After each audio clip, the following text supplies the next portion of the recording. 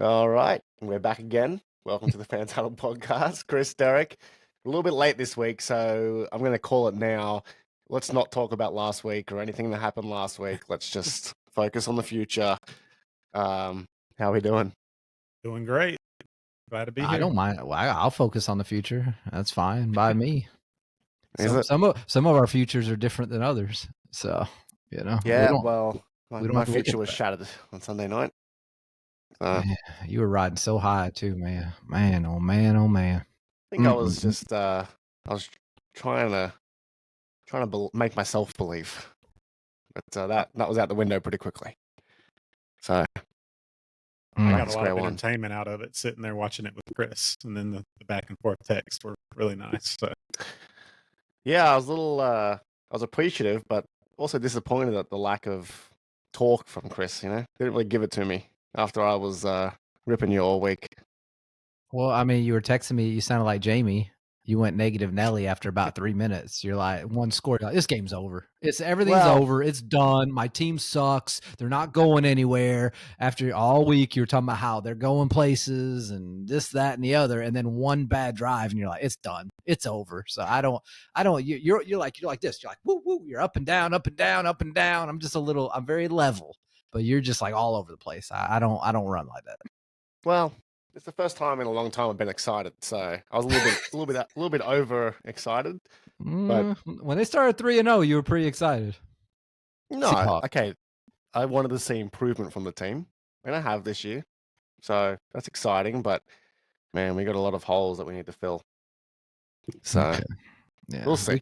we can't read the text out loud because then we won't get sponsored this time. But that's not what I was getting from your text messages. I think I you're don't even remember, so wishing it was injury, disappointing. wishing people would not come back from injury, and stuff like that. So worried about. I do your draft. apologize to Gino because Sam Howell came in and whew, tell you what, I think he ranked like 13,049 out of 13,084 in quarterback play that I had think more than 15 passes. So Falcons fans might get the same experience. The grass is not always greener on the other side, so be careful what you wish for sometimes. look, I'm not going to get too dramatic. All I'll say is this: our OC needs to be fired. He's a one and done. He's not an NFL offensive coordinator. Our O-line needs to be completely torn out of the grass and replanted altogether. And we need to start looking for a quarterback because Sam Howell's not the guy. Gino's getting on. Anyway, Packers look good in the playoffs now, I think, right? Are they Not guaranteed guaranteed yet. Yeah, but we play the Saints on Monday night against a Rattler, so I think we'll have that wrapped up about 8:45. So I'll be good. Hey, Rattle looked all right. Made a bit of a late comeback against the Commanders on Sunday, Okay, but it's supposed to be snowing. We're 14.5-point favorites. They're a dome team. It's in Green Bay, so yeah. Okay, if anybody wants to take the upset, I'll bet me right now. did they start a different quarterback? The Saints did. Yeah. He got benched. What's his name? Okay. It was the guy who you were showing me those pictures he was taking, right, Mark? He was like, the like poser. a model. Yeah. Oh, okay. That was his like rookie photo shoot. Went viral, and then he hadn't started the game until Sunday. So it was the year and a half wait. He was terrible. I just didn't recognize him. I don't know what school he came from. I was just trying to figure out who he was. No, I never heard of him. So Gotcha. too bad. All right.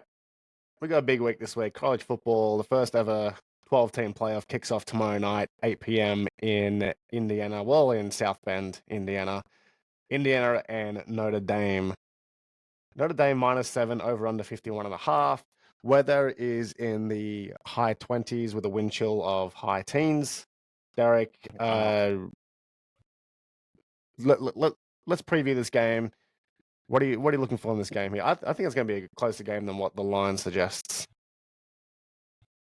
Yeah, I mean, it's.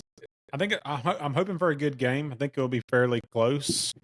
I think they're gonna, be running the ball quite a bit on both sides of the football. But I'm gonna be pulling for Indiana to win it. But I think just from what I've seen, just from both teams, I think Notre Dame would probably pull it out. I know they had a tough loss against Northern Illinois But they've looked really good in the last handful of weeks. And so, yeah, I'll give it to Notre Dame, but I'm hoping for an Indiana victory. Think they'll cover or 7 points? They'll cover or no? Be closer. I'm going to say they're going to cover. They're going to cover it. Cover. All right. Yep. And over under 51.5. Under. Yeah, the weather's kind of cold, and it said no snow, but I said there might be some flurries earlier on in the day. Lowest tickets right now are at $496, so South Bend is excited for a home playoff game. Chris, you agree with Derek, or you got some other thoughts to add to it?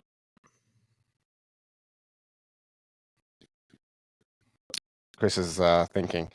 All right, well, I think both these teams have had similar seasons, okay? So they've both had a really bad loss. Indiana's was to Ohio State. They got completely shut out of that game. Notre Dame to Illinois, as you mentioned. And then they've had really good victories, but maybe not against the strongest competition, which makes it an Right. interesting one for me. I don't think Notre Dame will cover. I think it'll be really close. And I wouldn't be surprised if Indiana won. There seems to be a lot of just support behind Notre Dame, like going deep in these playoffs. Like I think the line, if they won this week, they're favored against Georgia, which is kind of mind-boggling to me. So I'm interested to see how these two teams go because they haven't had the toughest schedule. So let's see how they go against each other. It's gonna be cold, as I said.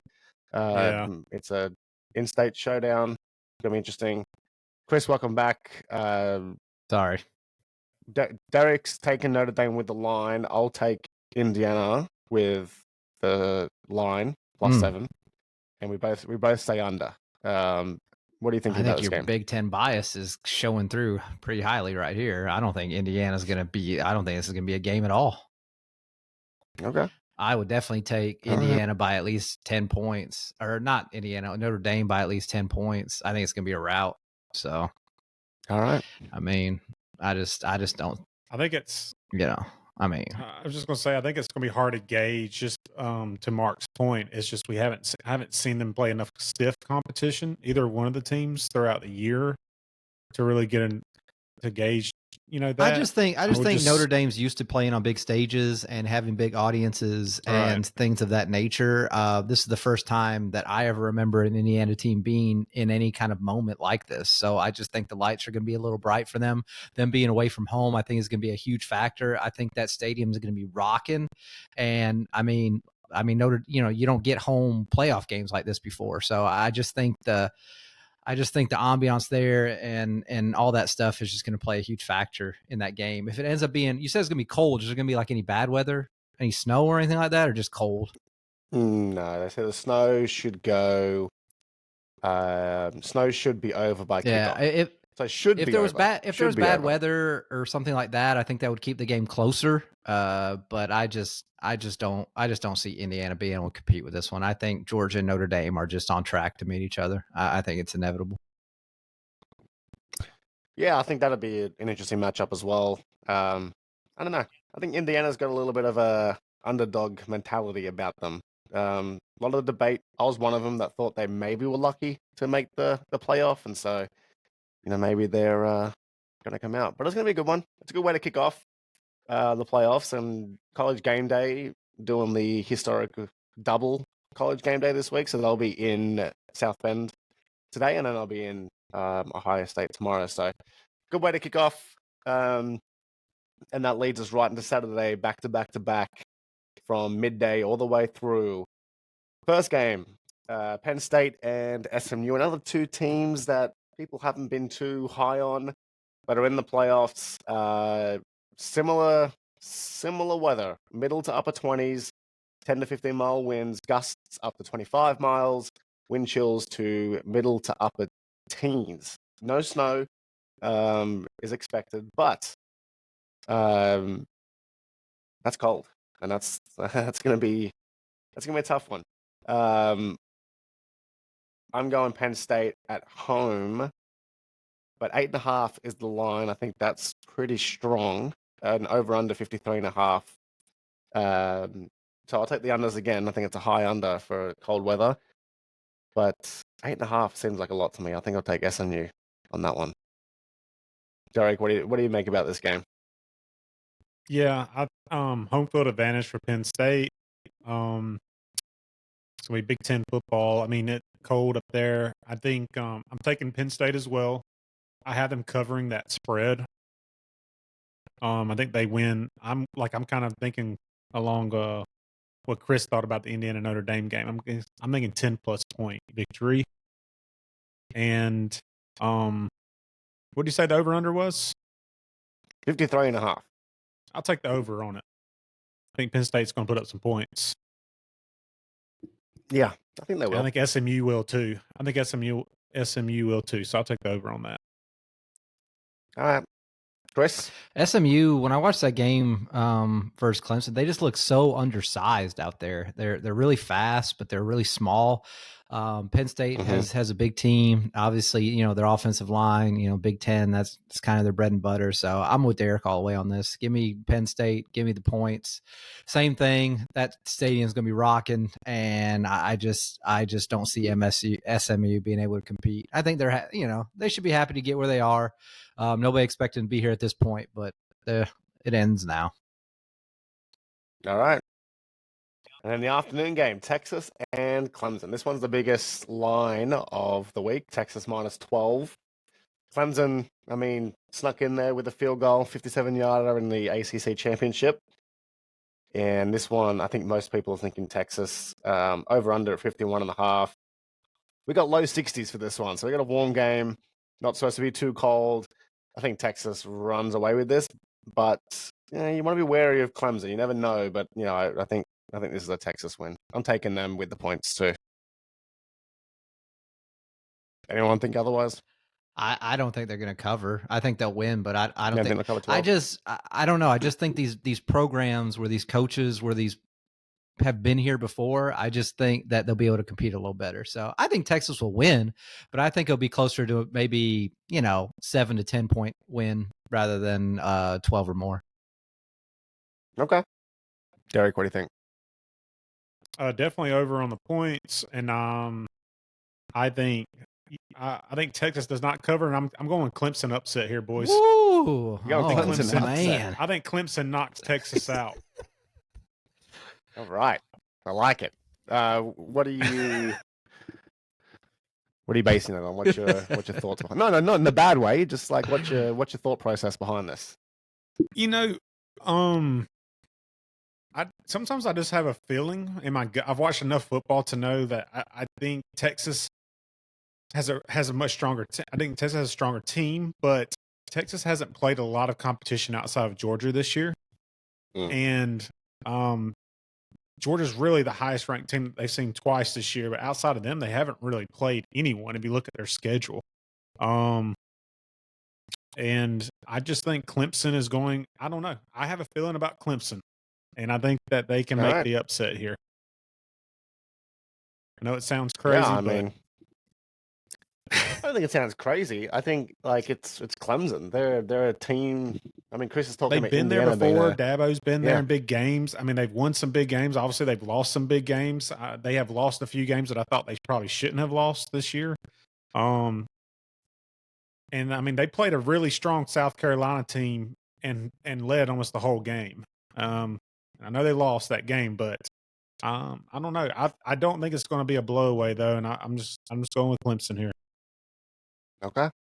Winner of this game plays Arizona State in the Pitch Bowl, so I think both teams will be feeling like they've got an opportunity when you look at the quarterfinals. So yeah, I mean, I'm hoping for a good game. I will note now that between all picks, I've gone the complete opposite of both of you. So we are on the other side of our picks right now, which is good, which means the games should be interesting. Or one of us are idiots, but we'll figure it out. We'll find out. I think it's going to be close. I do think Texas covers. I think they pull away late.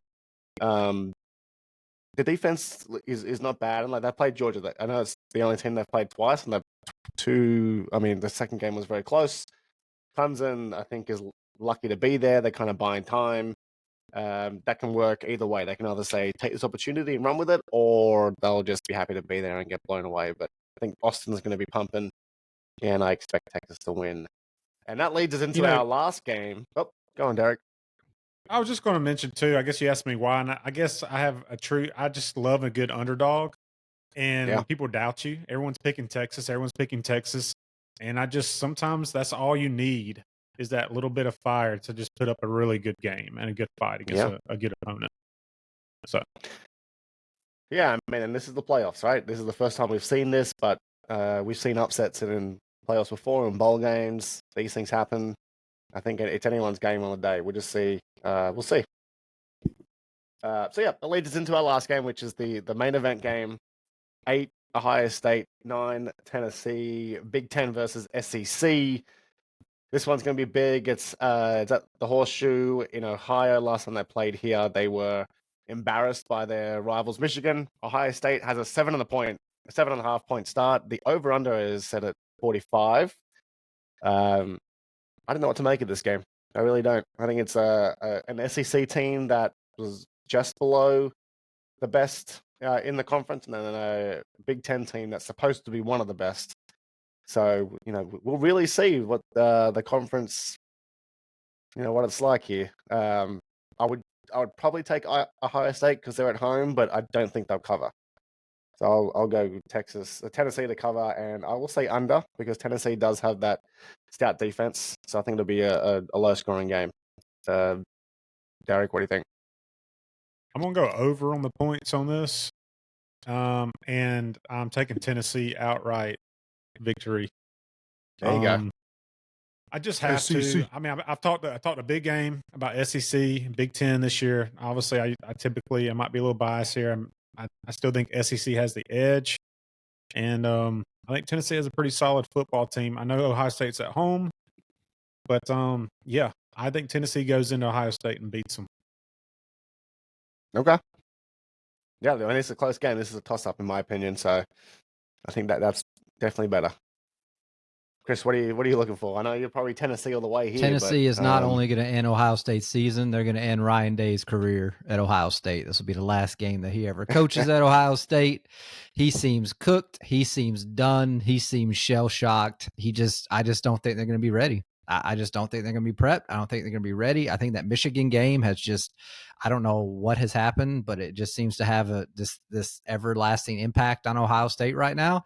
And I think 7.5 points is the most ridiculous number I think I've ever seen. So I am not a big betting man, but if I was, I would take Tennessee plus 7.5 all day long. So I don't know if Ohio State, they want to prove it. Beat Tennessee, beat them convincingly, cover that 7.5, and then I got to give them their flowers. But until I see them actually beat a very good SEC team with a good defense, I'm not buying what they're selling. So, and I don't really want to. I mean, I'm sure Big Ten people want to see Ohio State, Oregon play again. I'd rather see Oregon play Tennessee. So maybe I'm a little biased, but it is what it is. You think the length between that Michigan loss and this game is working to their favor or against I think them? they wish. I think it'd be better for them if they would have played in January than right now, because I just don't think they've had enough time between those games to be able to like settle in. I mean, it just seems so fresh in their mind. You were just talking on the last show about them trying to make flag planting illegal, right, and all this stuff. Like people are think about if in that game if Tennessee scores first. Man, that stadium, we've talked about all the home field advantages. That stadium is going to be so dead silent because everybody's going to be so nervous. There's going to be so much pressure on them.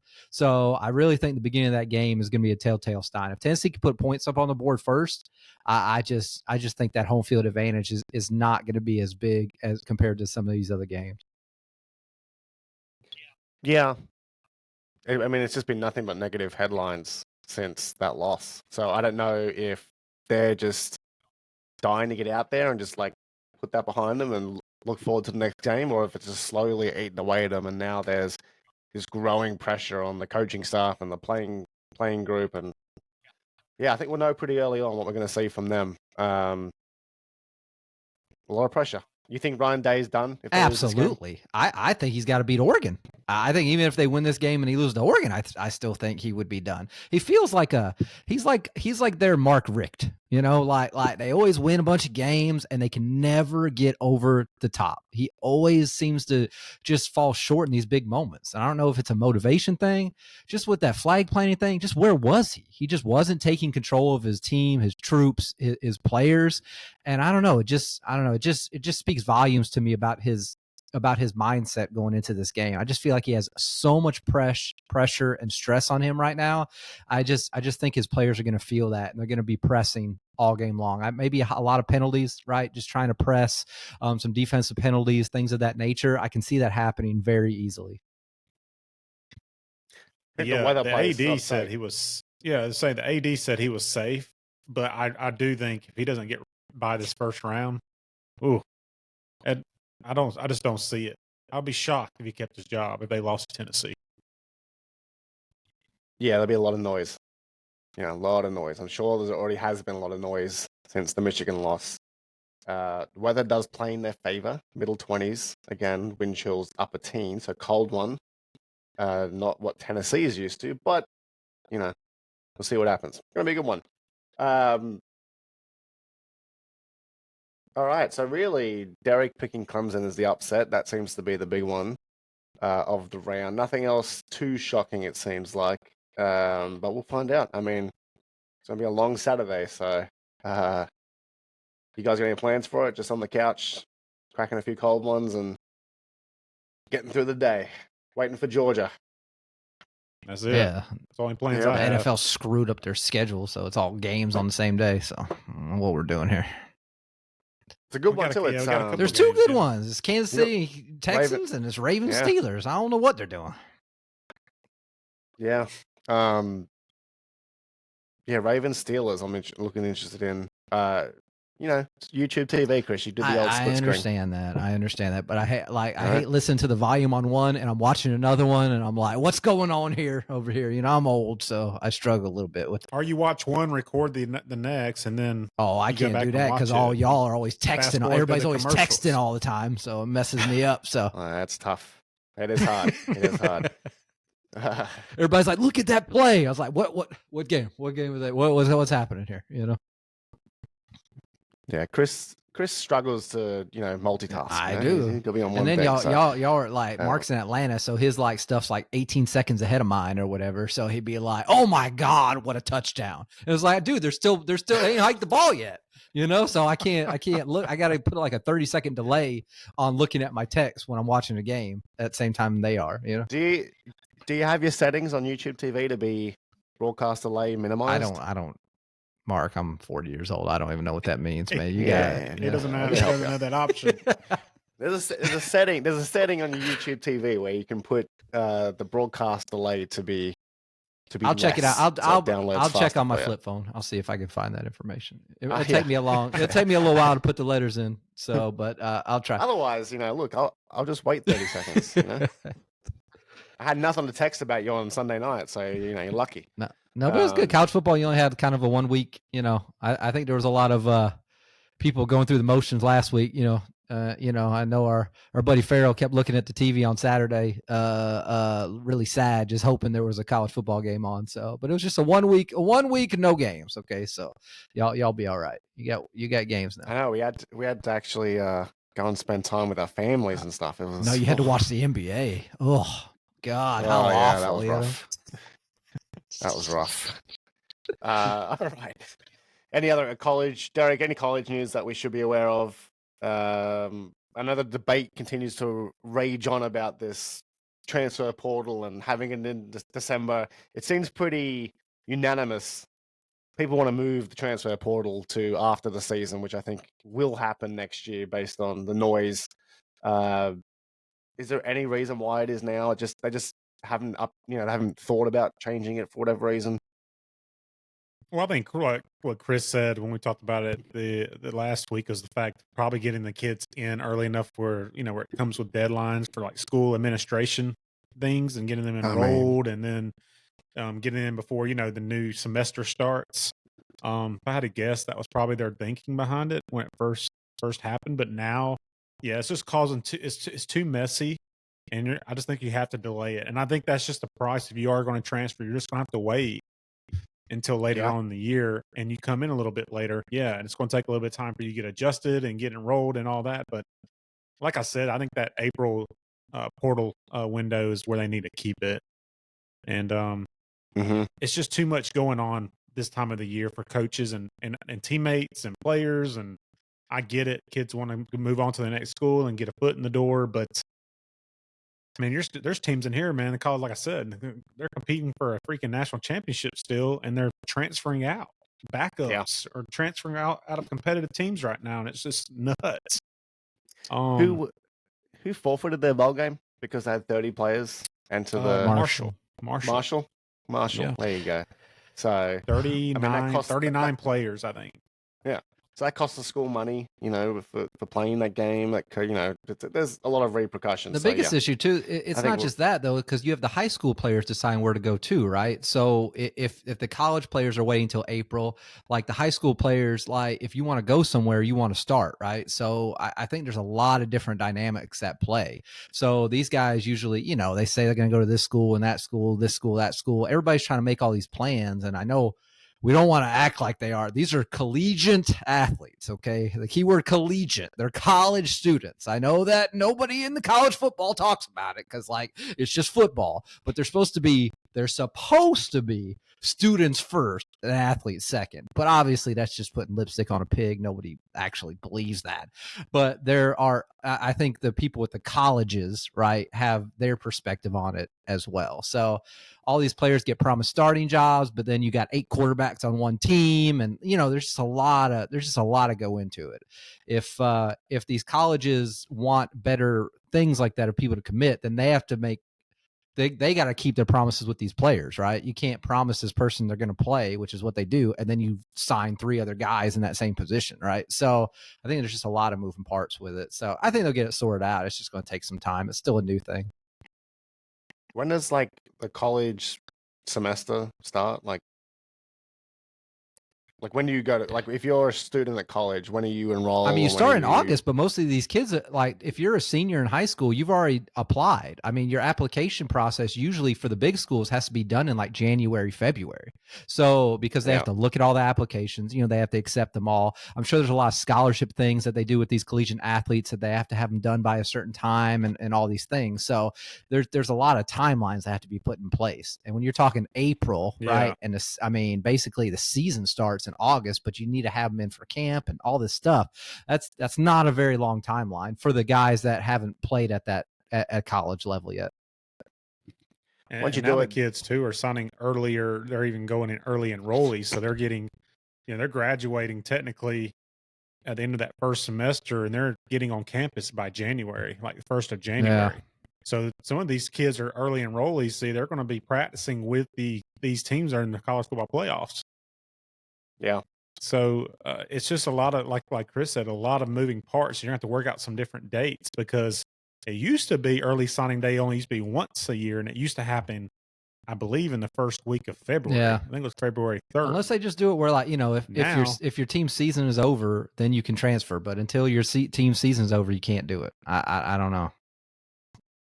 Yeah. All right. Well, Lane Kiffin has tweeted that it sucks and it's dumb and it's stupid. Lane Kiffin thinks everything sucks, is dumb and stupid. Somebody fix it. Listen, Lane Kiffin, he gets a lot of flack, but the guy, hey, all I'm going to say is he is entertaining. He is entertaining. I will give him that. Entertaining. Send him back to the Raiders. All right. NFL time. Big weekend passed. We had 3 teams join the Chiefs, Bills, Lions, and Eagles as clinching a playoff spot, and they were the Texans winning their division, the Vikings, who actually are the only team to clinch a spot without leading their division, and pay the man $50. Pittsburgh Steelers are officially in the postseason. Oh, I got my money. Chris, I got my money. You got it? Oh, yeah. There you go. They're in. So we now have 3, 6, 7 of 14 spots clinched. There'll be a lot of other clinching scenarios this weekend. The AFC seems pretty much done. Ravens, It's done. Broncos, and Chargers are the three teams that haven't clinched. Broncos and Chargers are playing right now. I believe they're tied at the end of the first quarter. The Ravens, they've got Pittsburgh this week, which puts them back in contention for the 3 seed, but they're pretty much in anyway. And then on the outside looking in, the Colts. For the NFC, it's a lot more interesting because you have two division races still going. Buccaneers are leading and the Rams leading the West and the South, but I think both teams are either a game ahead or tied. And then the Packers and Commanders are there as well. Both teams look like they will make it. Chris, what's your first takeaway from the last weekend? We'll talk about the MVP race because I know there's a lot of debate there, but I mean, this weekend kind of, to me, it showed which teams I think are really going to be there late in January and which teams are maybe just making up numbers. But what did you take away? There were some great games. I took it as this dang-on war of attrition that we always talk about, right? I mean, so much can change in 1 week. We talk about, I'm like Chiefs, and then Mahomes starts limping off the field, and you're like, well, they can't win without him. Steelers, Eagles look very impressive against my Steelers. My man Watt, he was limping off the field. Hopefully he's going to play this week. They say he's going to play this week, but I mean, he's huge to their team. Eagles and Steelers were punching each other in the end zone, so there's a little rivalry over there. And the Detroit Lions, they just they lost more people. They got that all-pro defensive tackle, that run stopper. I forget his name. He's out for the year now. Montgomery's out for the year now. What was it? Carlton, their corner was out for the year now. And they look like the most injury-riddled 12-2 team I think I might have ever seen. So I definitely think some teams showed you what they can do. At the same time, it just shows you that any team is just 1 week away from just being kind of irrelevant. So I don't know. You gotta finish out this year healthy if you want to make a run in the postseason. Tell you what, Detroit, if they have good scouts, they might be looking at my tape from rugby in the under 12s back in 2004, and I might be getting the call up because I put some hits on. But they're going to have to scour the end of the country. Me and Derek were talking about it. We were wondering what Ed Reed was doing these days. He's like 50, but I'm telling you, I think maybe he could still play. Hey, remember, Derek, we were talking about that? I think maybe he can hit some guys. Oh, yeah. Ed Reed getting me out there. That guy was a beast, man. He was awesome. Yeah, it's tough, and it sucks for them. But yeah, a lot of injuries over the weekend. It looks like Mahomes is going to play. It looks like Watt's going to play. It looks like Geno's going to play. It also looks like Kamara's going to be out. Montgomery, they say, might play in the playoffs if he comes back, which would be hopeful. I think Hutchinson wants to play in the Super Bowl.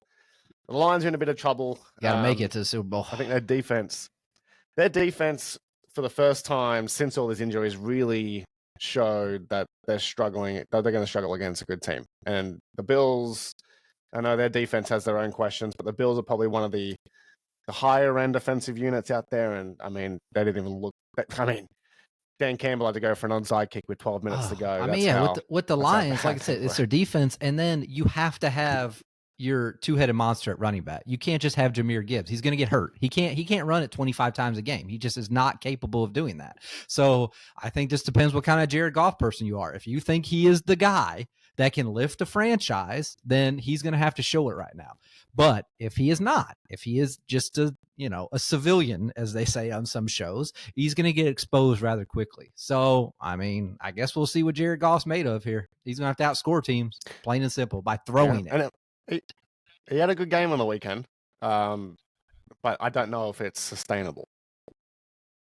So we'll see. And I mean, this is Gibbs' chance to show that he can, be a running back on his own. He's young. That's the reason why they got rid. He's probably going to. He's like DeAndre Swift, right? They're very similar in their playing styles. That's the reason why they got rid of Swift, is because he just couldn't stay upright, because they tried to run him as a feature back. I just think Gibbs is in that same category. I just don't see him as a feature back. He can't. He's too small. He's too undersized to be able to handle the workload. Yeah, who do they have this week? Lions. They have. I think they got a pretty easy one this week. That was My bad for not And being then prepared. they started to play the Vikings. They got the Bears. Yeah. Hey, Oh, they got the Bears, but then they got the 49ers and they got the Vikings. So That Vikings game could be that could be for for the 1 seed. That could be for the division. That could Yeah. be for a lot of things. Yeah, okay. Interesting. Derek, any thoughts on the Lions? I mean, they were Super Bowl favorites not long ago, but I think that's gone. Yeah, I had them actually going. I made a bet for them a chance to make the Super Bowl, but now it doesn't look too good. I agree. I mean, it's just too many injuries, and I think it's just not going to be able to, like you said, maintain that throughout the playoffs. They may get by that first game. That would be them having to outscore that first opponent, but it's going to be tough if they run into, a team like, I don't know how they fall, but you get a defense like even the Ravens or especially Pittsburgh, anything like that. I mean, that's going to be tough. Yeah, and it's tight for them, but I don't know if there's any coach that I feel like can rev you boys up and get you going. It's Dan Campbell, and the defense have been playing well up until this game, so we'll see. But definitely, it shows you the NFL. It's not just preparation and talent. You gotta have luck too, and this is it's a rough streak for them. Their biggest threat in the NFC. Oh, no, Charles, you're right. Go ahead. Go ahead. No, I was gonna say the biggest threat in the NFC, Philadelphia. All right, we're sitting here saying how good they are, and then their wide receivers start complaining, and then they go and play one of the better defensive units in the league in a Pennsylvania battle, and they show everyone that they can throw the ball. Before we get into this and Philadelphia, Jalen Hurts coming in with his hat backwards saying, "This is what y'all wanted." This is not what we wanted. It was your own player that was complaining about not getting the ball. Yeah, so I don't know why he went out there like the media's been against them. It's your own players. The Eagles are metaphorically and literally the UGA of the NFL. Okay, they are. First of all, they have all these UGA players on their team, but they always act like, and Kirby does it too, the world is against them, even when it's not. Okay, they're like, you see that, you like that, you want that, that's what you asked for. We don't care about you, and it seems like they're always trying to push this underdog mentality when you're not an underdog. So maybe they feel that gives them some motivation or what have you, but it just seems, I don't know, I just see the similarities. I don't know, maybe it's because they got some of the UGA guys on their team, but don't you get that feeling that like they seem very similar in the way they approach like showing the world that everybody's against us when they're just not. I mean, they're a very popular team. Both of them are. Yeah. And I mean, like, Sirianni lived by the sword, died by the sword. That guy acts like your buddy down at the bar. He'll just get in your face and yell, and when they're losing, it's terrible. You want him sacked. And then when they're winning, it's like, yeah, look at that passion. Look at him go. But, even with how well they played, and we'll talk about the game, but, like, every week there's something with Philly. So, speaking of Georgia, Jalen Carter just decided to punch a guy in the face. I was going to say, he may want to be careful with Jalen Carter. That was probably the wrong person to do that with. Well, this is insane to me, right? With the head coach, you are the leader of that team. You want to go over and talk to him and say, hey, man, like, you need to calm down. And you have another coach. You have Cliff Hurt. Shout out Cliff Hurt, by the way. He was Seattle's defensive coordinator last year. He sucks as a coach, okay? He wants to get in Sirianni's face on the sideline and be like, no, you just stay away from him. This is not the time. I was like, I just don't know that Sirianni has like respect that a head coach needs or demands. And it just causes so much drama. Like, players speaking out to the media publicly. Every week it's something different. And I mean, to me, they're the best team in football, but damn, they make it hard on themselves. I don't know. What do you think of that interaction? I think it shows you Sirianni isn't really leading the team. I think they have two good coordinators, and I think Vic Fangio is doing the defense. I think Kellen Moore is doing the offense, and I think Sirianni's just kind of out there. They used to call Jason Garrett Coach Clap. He's just kind of like coach wannabe motivator. And I just don't think he has the respect of the players or the locker room. I think you saw that front and center right there. I think he takes things too far when they don't have to be taken that far. And it's like, you're a head coach, man, like do your job. And your job is to deal with your coaches and your assistant coaches for them to deal with the players, not for you to be getting in like these guys' faces yourself to prove a point that you're a big bad guy or what have you, So I understand that coach was in the wrong a little bit for getting him out of the way. But at the same time, like Sirianni said he already talked to him. The coach said he already talked to him. Like, what are you trying to do at that point? Just move on, man. You know, you got a game to win. Yeah. And like, to your point, Sirianni, we're not saying it's a bad thing as a head coach to not be in the defense offer. Like Dan Campbell's a perfect example. Like a head coach is a leader that they build the culture. That's their main job. They hire the right people.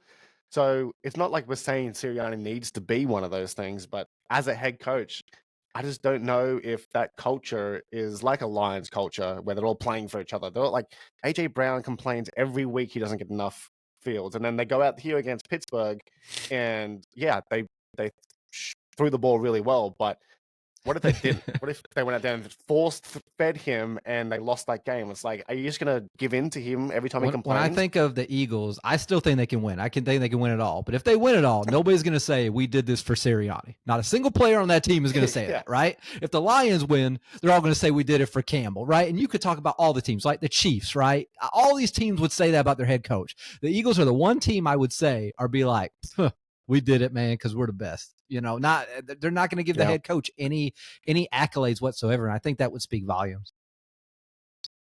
Yeah, but all that aside, Derek, Chris, if you disagree, let me know. But on both sides of the ball, in all aspects of the ball, they are the best team in football.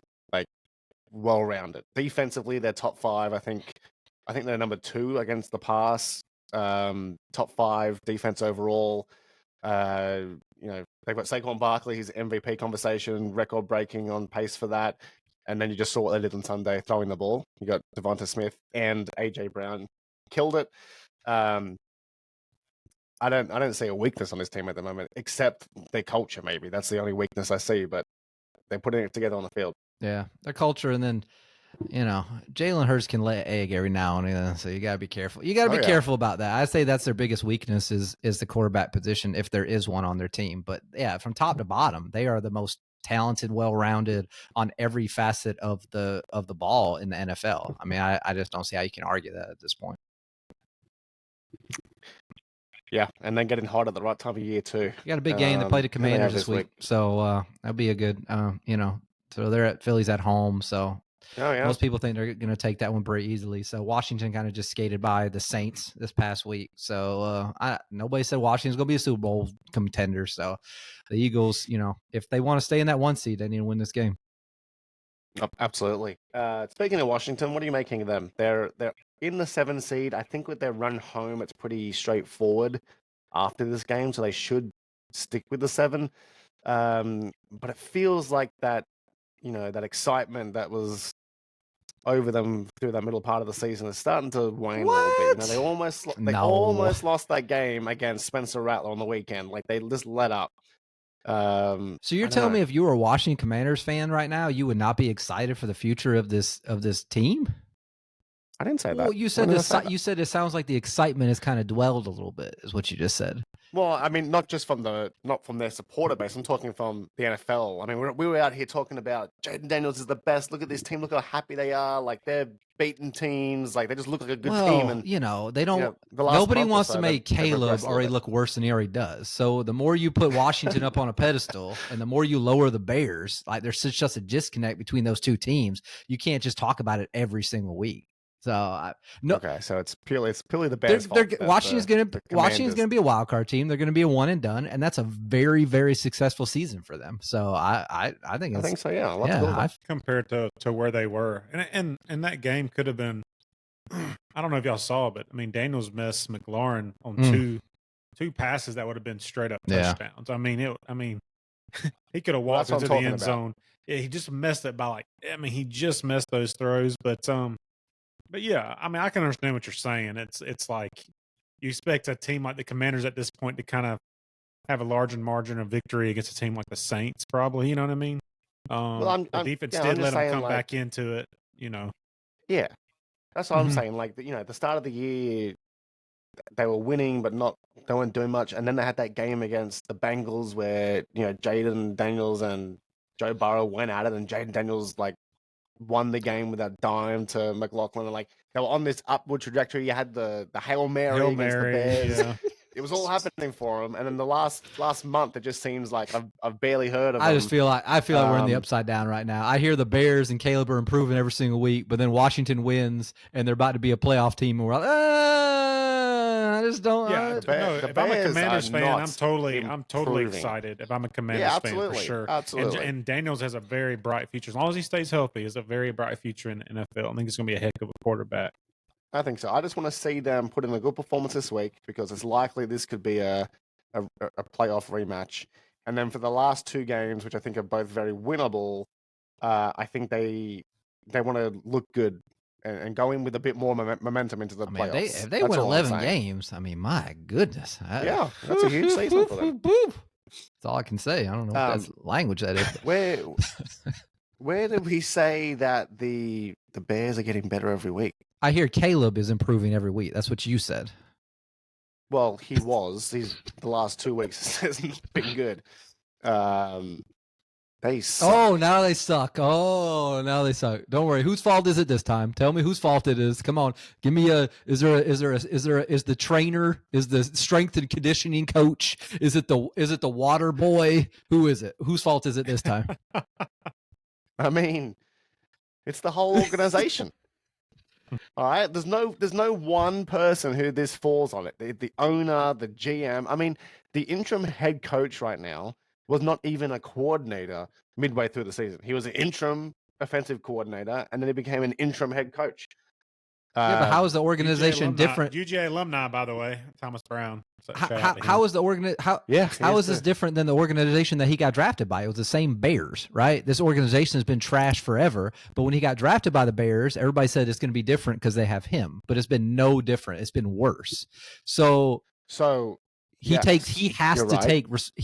to take the majority of the responsibility for that as the quarterback of the team who's supposed to be the savior of the franchise. He just has to. The majority, no. No. Some, yes. Okay. He definitely, I mean, he needs to look at a Jaden Daniels, he needs to look at a Bo Nix and see how they've improved as the season gone on. That's his biggest issue, is that he's had hot streaks, but he hasn't gradually improved. He's been bad the last month. Like, I'm happy to say that. But you'll never hear me put too much pressure or blame on a rookie quarterback. It's never going to happen. You need to give them more than the season. I'll always say that. These guys are thrown into professional football in the hardest position in professional sports and expected to do well. And if they don't, then it's their fault. No, he's drafted into a terrible organization. If I'm the Bears, I give Ben Johnson a blank check. Absolutely. So you just said they're a terrible organization. So what about this terrible organization means they're going to do the right thing by signing the right coach? They're a terrible organization. Like, terrible organizations continue to do the same things over and over and over again. You're saying they should give Ben Johnson a blank check. These are the Bears. This is one of the cheapest franchises in the history of the NFL. They're not giving a blank check to Ben Johnson. You know they will not do that. That's the issue. Nobody said that before the season started. Nobody said that. I know, but if I'm the Bears now, I'm going to Ben Johnson. And I'm also calling up Mike Vrabel. And I said, hey, look, you might be looking for head coaching roles, but why don't you come spend a few seasons as a defensive coordinator under this guy? And another blank check, all right? I mean, you got to open. Like, if you want to change the organization and how terrible they've been, also, their GM's got to go. I saw a few videos of him. He has made some pretty terrible decisions. You think Mike Vrabel, who is a made man... I don't. Okay, well, you're just talking fiction then. I mean, give me some reality. I'm saying you have to at least make the phone call, show some intent. Vrabel's not going to be a defensive coordinator for Ben Johnson, who's never even been a head coach. I'm not saying he might not be, right? But make the call. Because if you sit there and go, oh, he's not going to do that. Oh, let's just go and find someone else. You just don't go anywhere. Just make the call. See what he says. Who says he doesn't? I'm not saying he will. It's unlikely he will. But it's not like there's these crazy jobs out there right now that Vrabel's jumping to get at. What, you're going to go coach the Jets, another terrible organization? Or the Jaguars? To be honest with you, I wish he was still in Nashville. I mean, well, there you go. Like, he got canned from Nashville. Vrabel's a good enough coach where he can sit back and wait. But right now, there's not too many openings that are exciting. Maybe let's just go be defensive coordinator. Make this Chicago, by the way, like, get them. Well, Chris said that do not get it because I've always gone with defensive minded coaches, right? So then you really need to go maybe with an offensive-minded coach, but then it's a matter if Ben Johnson would even take the Chicago job. That's why I said blank. He's not going there. It's check. not about the money for him. He probably just wants to win. That GM's not going anywhere. As much as you want him to be gone, he's not going anywhere. And Ben Johnson wants total control, or else he would have been a head coach last year. Look, I like Ben Johnson as an offensive coordinator, but he's never been a head coach and he's never been a GM. He wants everything. He wants the keys to the castle. So I would be leery about giving him everything that he wants, because nothing has showed me that he can run an organization. So I already told I think he's going to Jacksonville Jaguars. I think where he's going. So they don't have a GM. Peterson's going to be gone. They're going to give him everything because that's what Jacksonville does. And I don't know if that's going to work out for them. But I see the Bears getting the Vrabel as a head coach. I wouldn't do that. I want an offensive guy. I want the next offensive mind. But the Bears love defensive coaches. That's just kind of like their MO. Yeah, but again, if you have a repeated pattern of being a terrible organization, you're going to do the George Costanza, okay? If every instinct is to get Vrabel as the head coach, let's do the opposite. Maybe with a new owner, yes, but with an owner who's like 87. No, I don't think you're changing your ways at that point. You know, I will say, if Vrabel did go to the Bears, though, I do like their chances. I Vrabel. I would like him on defense. Really I would probably not see any progression though from Caleb Williams. He didn't do that in Tennessee, right? He plays good defense. He's a good players coach. Caleb, yeah. And the reality is, like, your franchise right now is hindering on Caleb Williams, so you need to get him what he needs. Well, I don't see why Caleb Williams needs coaching, because he came in the league after I know. That's where I know. Me and Derek remember what everybody said about the Bears and what Caleb Williams said about himself. I mean, he said in that press conference, I'm good. Yeah. I'm the greatest. Yeah. And now it's just the best thing that came out of college football. We have to give him time. No. That's not what anybody said before the season started. Nobody said give this man time. Nobody said that. I did. Mm-mm.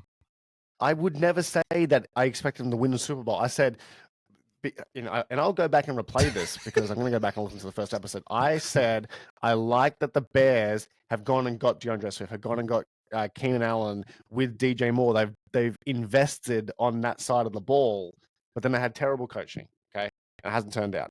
So that's what I need to do. Speaking of bad organizations, all right, we've too much time on the Bears. Speaking of bad organizations, Agreed. Report today came out about the Jets owner, Woody Johnson. And I don't know if you guys heard this. This is the first time read it. About this. First time hearing it. I read it. All right. So here's the first one. He vetoed a Jerry Jeudy trade because his Madden rating wasn't high enough. He lets his teenage sons have a direct influence on football decisions. GM Joe Douglas, former GM, stated, "I report to a teenager." His wife and kids would walk around the Jets locker room disparaging players after games. In 2022, he went up to quarterback Mike White, who played through broken ribs, and told him he effing sucked after losing the game. He wanted the worst draft pick at 257 rather than 256 because he wanted Mr. Irrelevant and his own Brock Purdy. He would push back on proposed trades because of their ratings in Madden, like we just said. He floated benching Aaron Rodgers 4 weeks into the season as a joke in order to see everyone's reaction to gauge if he should actually do it. This is insane, but I'm not surprised, and I think there's so much truth behind this. This is just like, to me, a delusional owner that just wants to be way too involved, and it kind of shows in their results. I don't know, what did you guys find most hilarious about this? I think the Madden one is pretty absurd, if you ask me. But I don't know, you guys got a pretty blank look on your face. Think of it. I mean, I don't know. I don't even know if all that's true. I mean, for one, but if it is true, then it just sounds like he has this his toy that he's just playing with it, and like it's like a fantasy football team that you just, I guess, bench in and out, and based off of what the projected points are going to be every week, and it's a little wild. I can see if that is true, I can see where the franchise is where they are now, for sure. And it's I saw another tweet that said, Aaron Rodgers went to a 4-day darkness retreat and came out of that retreat and was like, "I'm going to play for the Jets," and this is the organization he's playing for. I mean, Chris, And if I'm a I'll grown give you the man floor. too, like if I'm on that coaching staff or any kind of general manager, and I'm having to go talk to teenage kids about how this report comes decisions out. being made, Yeah. that's And crazy. this kid's like, well, Jerry Jeudy on Madden, he's only at 83 overall. We don't want him. Go and get this guy. He's an 87. Chris, we'll give you your Jets / Aaron Rodgers slander segment. The floor's yours. No, What do you make of all a this? couple things come to mind. First of all, it's the Jets, so nothing surprising me about what they do or say or what have you. I think it's up to the organization if he does things like that I mean, at a certain point you have to have pride and call the man out if he does things that are wrong. So I mean, where are the people in that organization? If it costs you your job, then I don't know, I would leave that job with my head held high, basically telling him that this is not right and what you're doing is not correct. At the same time, I think this article is giving Aaron Rodgers a big old pass, big old pat on the back, saying that all these problems are not because of him at all. It's because of the owner. So I think there's a little two-headed monster going on here. I think they had one good game with Devontae Adams, and now they want to run this thing back, acting like it's all peachy, and none of these problems are because of Aaron Rodgers. So I think it's a combination of a lot of things. So I just have to pre-warn you, Aaron Rodgers has said that the media these days are just out there to slander people for their own agenda because they didn't have a career worthy of being remembered. Yes. So just if Aaron hears this, that's what I'll say, he might clap Well- back at you. And then and his response now to Ryan Clark was, you just have to say if you're vaccinated or not when you make an opinion. So I know that you're, part of the propaganda. That was his response. I think So- Aaron Rodgers fits in perfectly with this organization. I think it is a match made in heaven. Between sounds like his outlandish opinions on everything and his willingness to destroy a team just for his own ego and the owner. I think it's a perfect match. I think it's great. I think they found the right partner in life, and I think they should keep going and run this thing back over and over and over.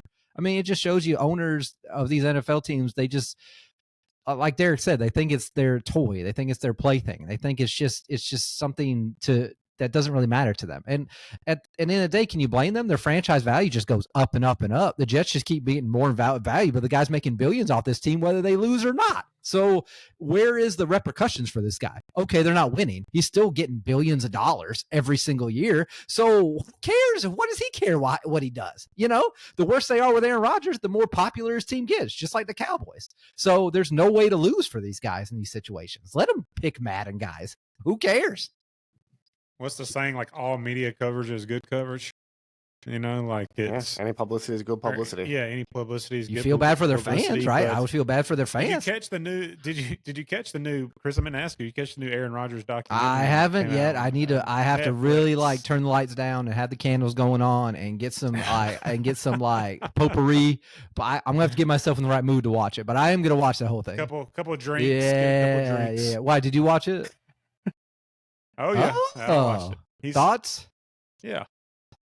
It was good. I thought it was really good. Ah. It gave me some insights to a few things that I didn't know about before. But yeah, it definitely explained some things. Got to know Aaron Rodgers a little bit better. But he's an interesting guy for sure. He made that documentary with the expectation that this year he'd, make a deep playoff run and it'd be like, Oh look yeah, at this, yeah. He talks about it. Yeah. I mean, he single-handedly started a civil war at ESPN because you got Ryan Clark who's going against Pat McAfee now, who's already going against Stephen A. Smith. So ESPN's just imploding by having this man as a weekly guest on one of their shows. Good for ratings. I mean, well done, Aaron. Good. Yes, good on you. ESPN loves it. They love it. All right, let's wrap this week up with a healthy debate on the current MVP race. I think there's three guys we'll discuss. Okay, there's Saquon Barkley, there's Lamar Jackson, and there is Josh Allen. Chris is already shaking his head. Chris, I'll let you start. No, you go ahead. You go. I didn't Josh. say anything. I was just like nonverbal communication. You go ahead. You go ahead, host. Well, I think this has to be Chris's worst nightmare because he does not like Josh Allen. Not true. He does not like Lamar Jackson. Not true. But these two quarterbacks have been far and away the best this year, outside of maybe a Joe Burrow, who unfortunately is not going to be in the playoffs. So these two definitely should be leading. You have Saquon Barkley, who is on pace or close to in the conversation of breaking the rushing all-time record, which would be an amazing achievement, and he's definitely improved that Philadelphia team. Derek, I'll ask you first. Of those three, who do you think is the most valuable player? If the season ended today? Josh Allen. Josh Allen. Okay. Yep. And what do you base that off? He has single-handedly won his football team at least 3 to 4 games, at least, just from his performances. The guy has went crazy. He set multiple records. He's done things no other quarterback has done within a few weeks of each other. I mean, didn't we have the 3 rushing touchdowns, 3 passing touchdowns? I mean, the guy is just unbelievable. And earlier on in the year, I would have probably went with Lamar Jackson but just up to this point, Josh has definitely gotten the edge on Lamar. And although Saquon's having a great year, Saquon has many, many pieces around him. Right now, Josh Allen's doing it. I mean, he has a good team around him, but not the support cast that a Saquon Barkley has. Buffalo's not nearly as complete as a team as Philadelphia Eagles. So no. I'm just basing it off of what I've watched. I think Josh Allen, to me, is the current NFL MVP. All right. I agree. It's nauseating. But I will say this: if the Ravens win the division, I think Lamar Jackson is the MVP. The more I look at it, because to me, the MVP is the most valuable player. Obviously, right now, I don't think you can give it to Lamar because you're not winning the division. So you have been valuable. You are the most valuable player on that team, but that hasn't been enough to get you into a division victory. The reason why I agree with you, Derek, why Saquon can't get it is there's too much of a support cast there to make him the most valuable player. All right, Chris, you keep I think shaking in most your head. other seasons you would have to give it to him, but we're not in a. You know what I'm saying? Like, had Josh Allen not done what he's done, I think it probably would go to Saquon. But Well, that I think Saquon's 3 because it's very, very close between Lamar and Josh Allen. Josh Allen has the edge from a QBR standpoint. QBR takes into account rushing, right? So QBR, he's a 76 and Lamar's a 72. But Lamar Jackson, 34 touchdowns, 3 interceptions all year, 68% completion, 121 passer rating. For a guy that had a lot of critics about not being able to pass the ball, his game has taken a major leap this year. And again, if they win the division, which they got a big game against Pittsburgh this week, if they win the division, I say Lamar Jackson. But I think the momentum right now is with Josh Allen. But it's very close. Either or, they both deserve it. They're both incredible. And, you know, the AFC, well, we're so lucky right now that we're we had like the Brady, Manning, Roethlisberger kind of like that era. We're now living in like a Mahomes, Burrow, Lamar, Josh Allen era, which is to me pretty incredible. I think they're 4 Hall of Famers already, and their careers are still so young. So that's my piece. Derek's had his. Christopher, I've seen you shaking your head, squinting your eyes, rubbing your face. Well, the floor is all yours. It's just my a friend. laughable topic because you have to define what is MVP. So it sounds like we're having 2 different conversations. So first, you just said they have to win the division. I didn't know that was ever a prerequisite. So I guess you have to win your division. Is that a rule? I didn't say that. I didn't say they had to. Well, you said you would. Lamar would beat your MVP if he wins the division, but if he doesn't win the division with the same exact stats, he won't win the MVP. Well, because so to me, it's for you. It's not a requirement.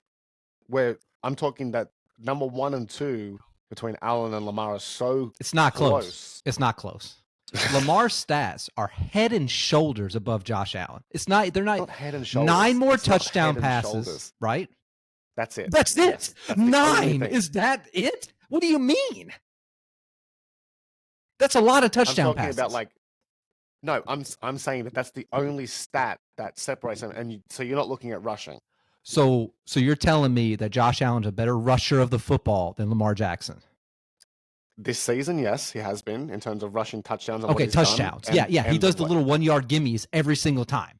Not 1 yard gimmies. He's not Jalen Hurts. I There's saw, no Philly I thought the shove. MVP is supposed to be a total season award, not just the last 2 games. But what's happened is the last 2 games, he's gone off. Okay. He's given Madden stats, 2 games. No. Now the snow game, whatever. No. So the snow game where he. Okay, they play the Rams. He loses, but they said, oh my God, Josh Allen is a god. He had 6 touchdowns. He's a god. I saw him go 9 for 30 against the Texans. 9 for 30 in a game.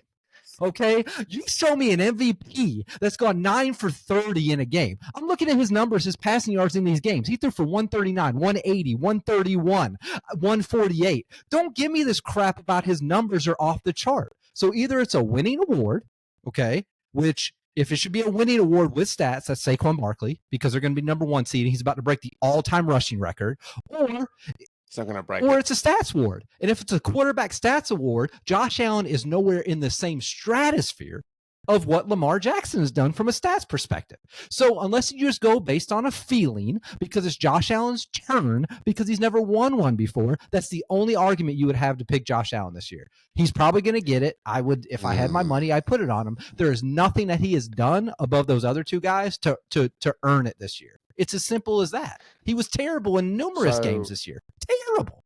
So why do you think he's going to win it then, Because Chris? because it's just like in Joe Embiid won it that year. It was his turn in the rotation. Right. Lamar has 2. Joe Embiid deserves it. Oh, sorry. I didn't. That's a touchy feeling for he you. deserves But it, what I'm okay? saying is, It's like if 35 the points. stats were exactly opposite and Lamar had no MVPs and Josh Allen had 2 MVPs, Lamar would be the MVP this year, hands down, runaway. Well, there's also a reason I picked Josh Allen, because I think in the public opinion, I think they're going to vote for Josh Allen. Yeah, they are. But they're only doing that because it's his turn, not because his numbers are so outlandishly better than Lamar Jackson's are. If you look at it from a stat-to-stat comparison, Lamar, which everybody knows I've had issues with him in the playoffs, Lamar's numbers are head and shoulders for the whole season above Josh Allen in every single category except QBR, which is an ESPN created stat. It's not even a stat that they use. Every other. Yeah, but QBR takes into account you rushing the ball. So, and which is at the evolution of the quarterback over the last decade. Okay, well, if you want to say Josh Allen has been a better runner than Lamar, which I don't agree with, you could say that. But Lamar's been a much better passer than Josh Allen has been this year. Right. So like, I just don't understand this. But the quarterback, I mean, he's doing both. They're doing both. I mean, yeah. So Lamar's been a better passer. Josh has been a better. That's why I'm saying the fact that Lamar doesn't win the division. That's my tiebreaker between them 2. You're saying, oh, it has to be either stats or either winning. I say this both. prisoner. You have this prisoner of the moment thing where people are saying Josh Allen's having the greatest season of all time and all this stuff. You're talking about this glorious time of quarterbacks in the NFL. 10 years ago, Josh Allen wouldn't be a top 5 quarterback in the NFL. I mean, there's a different game. It is a different. No, it's just the talent level of the quarterbacks. You have Mahomes, and then I would say Burrow, and then you have everybody else. Josh Allen has not proven he has done anything. So I just don't understand this love of all of this admiration for him being the best of all time when he had 2 good games and he lost one of them. I just don't do that. So that's fine. Okay. Okay. So he was the first quarterback to ever have a rushing, passing, receiving touchdown in one game. Stop with that. First quarterback ever to score 3 rushing touchdowns and have 3 passing touchdowns in a game. First quarterback. What did he do last week? He did something for the first time ever last week as well. It's like you can't say that. He set a few records already. I mean, he set records. So it's not. I'm not saying that. You can't say that, he wouldn't have been a top 5 back. No, he's breaking I don't think anybody's records. saying he's the best of all. Chris, you said we're thinking he's the best of all time. No. I don't think that's the argument. I think we're saying that as of right now, he probably has the edge of winning the MVP. Well, yeah, if you're talking about the odds makers, that's fine. I can't disagree with what the odds makers are saying is could be the MVP. I'm just saying he doesn't deserve it. Correct. He doesn't deserve it. But so you don't think that this season, regardless of what happens, right? You don't think he's having an MVP level season? He's third in play. But he's third. But you still think that you can have 4 or 5 guys play at an MVP level. What I'm saying, everybody's talking about he's a runaway. What are the odds? What are the odds? Is he minus something? What are the odds right now? I guarantee you he's freaking minus 1,000. Well, it depends on who. Minus 1,000. That's a runaway. Yeah. That's ridiculous. I'm just saying Yeah. that is just ridiculous to me that he is minus 1,000, that he's such a shoe-in. I think on Bet MGM, I think he's minus 500 on DraftKings. He's minus 900. That's on ridiculous ESPN. to me when you look at his numbers and you Yeah. look at what he's done I compared to agree. the other guys. That's the only argument I'm saying. If you want Josh Allen to be your guy and you want to crown him after he gets bounced in the playoffs, we can run back this conversation or what have you. But all I'm saying is, I can't believe I'm saying this, but Lamar deserves more credit. I don't know. I mean, who knew I'd be the guy? But you've watched a lot of Josh Allen this year because he's your starting quarterback for your fantasy team, right? Yeah. So you've seen him play. I've seen him put up. You cannot tell me you cannot tell me you haven't watched him. You haven't and just been in awe of what the I guy's have not. done. Okay. The last 2 weeks I have. The rest of the season, he's put up a lot of duds. And he has looked bad in a lot of big moments. I mean, I watch a lot of Bills games. That's what I see. I think they're in a terrible division. I think they've taken advantage of a terrible division. I think it's been the right moment, right time, right opportunity. Baltimore's in the toughest division, like one of the toughest divisions in football. I mean, you got to give them a little extra credit. And then Baltimore's defense, the Bills' defense has been bad last 2 weeks. The Ravens' defense has been awful all year. I mean, I don't know. I just think Lamar's had to overcome a lot more in a harder division with a worse defense. And Josh Allen, everybody just wants to crown him the king of the North or whatever. And I just don't see it. I'm sorry. All right, so we'll end this conversation with this. All right, fair enough. If Lamar Jackson got the MVP, I would be like, yes, he deserves it. I'm not saying he doesn't. But do you think that Josh Allen this season is having an MVP-worthy season? Yes. Or do you think he shouldn't be in the conversation? No, he should be. He should definitely be in the conversation. I just think to say he's a negative 1,000 shoe in. I think that's laughable. I just think that's a joke. When you got a guy who's about to break guy's about to break the all-time rushing record. You're talking about breaking records. I think the all-time rushing record is a pretty important record. But so extra game. He's got it. Josh Allen has an extra game too. They all have an extra game. Yeah, but Josh Allen's breaking records. He has that 20. But because Amari hitched him a ball. That's why he's breaking a record because Amari threw him a lateral. So he has 25 touchdown passes. That's not breaking anything. That's not even good. Yeah, I mean, and Lamar Jackson also he leads yards per attempt. He's 8.9 yards per attempt. I think Josh Allen's at 8, so he's ahead there as well. Allen has only taken 13 sacks this year, which is big. That's what happens when you get to play the Jets and the Dolphins and the Patriots twice a year. You're not getting a lot of pass rush on you, And if Lamar Jackson was going to take the little 1-yard gimmies like Josh Allen did, he would have 20 rushing touchdowns this year. He actually gives it to his man Derrick Henry instead of stealing all the glory. That's what Josh Allen does. He's a glory stealer. Jalen Hurts here. That's what he does. He steals the glory. I've seen Josh Allen. I've seen Josh Allen make like a 25-yard run. Yeah, he has one. He's scored. He scored some pretty good touchdowns. He has his running backs. You ever seen Varsity Blues? You ever watched the movie Varsity Blues? Okay, there used to be every time they got within the goal line, they give it back to the quarterback to get the run when the running back got him all the way down the field. That's what's happening right now. Josh Allen is abusing his running backs, and he's stealing all the glory at the one. They went for it on first, second, and third. He did it 3 straight times. How many times does he get to get a touchdown? If Lamar did that, he'd have 20 rushing touchdowns right now. So, my God. Look, I'll say this. At plus 650, I would be betting on Lamar Jackson from a pure value. No, you can't standpoint, do that. It's done. It's done. But, God, I'm sitting here looking at his stats now with his little smug face and his little fake white veneers. I'm just so sick of him. I'm just so sick of this 2-week Josh Allen love. It's overblown. He's gonna drop an egg, and then like everything else, everybody be like, I never said anything about the Bills or Josh Allen. I don't know what y'all are talking about. Well, let's see what happens. I'm going to put some money on Lamar Jackson because I'm going to bet on him to have a better end to the season. I would love these two guys to meet in the AFC Championship, but unfortunately, the Chiefs are going to pull out some devil magic and knock one of them out. That's right. Knock both of them knock out. Both probably, of them out. But I mean, again, I stand by it. I think that the 4 best quarterbacks in the league right now are going to go down in history as, for the best of the generation, without a doubt. They're exciting to watch, and they changed the game. I mean, Lamar changed the game in terms of running the ball. I know Michael Vick did it, but I'm talking about at an MVP level, Lamar has been amazing. And Josh Allen, from a guy that, his first season ran the ball way too much, couldn't pass at all. His improvement has been pretty good. And then, Mahomes is Mahomes and Burrows. Hey, I gotta congratulate you, Mark. We talked about the NFL for 45 minutes, and you managed to stay away from the Seahawks the entire time on purpose. Good job. You kept us distracted and motivated, and you hit my little bullet points. You got me all up because you knew how to do it. So I congratulate you on that. Well done, sir. Yeah, I'm impressed you didn't bring up Geno in the NFL MVP. We're out of time, guys. We're out of time. Conversation. Look, Geno's playing this week. We've got the Vikings at home. It's a must-win. So maybe next week we'll talk about them. We'll talk about the Packers and everything. We'll get closer. I think by next week we'll have a few more teams that will have cemented their spot in the playoffs. Packers being one of them. So we'll talk about them. But there was a lot on. Maybe the show needs to be split into college and NFL, or it needs to be a 2-hour show. I don't know. But this is it. We're done for the week. We'll be back next week to talk about the first round of the college playoffs, which teams have cemented it. I'm sure there'll be an update in the MVP conversation. We'll talk about that. Shout out to Travis Hunter for the Heisman Award. We did not talk about that, but he had a great season as well. But from the Fans Huddle podcast, Chris, Derek, I'm Mark. We will see you guys next week. Peace. See ya.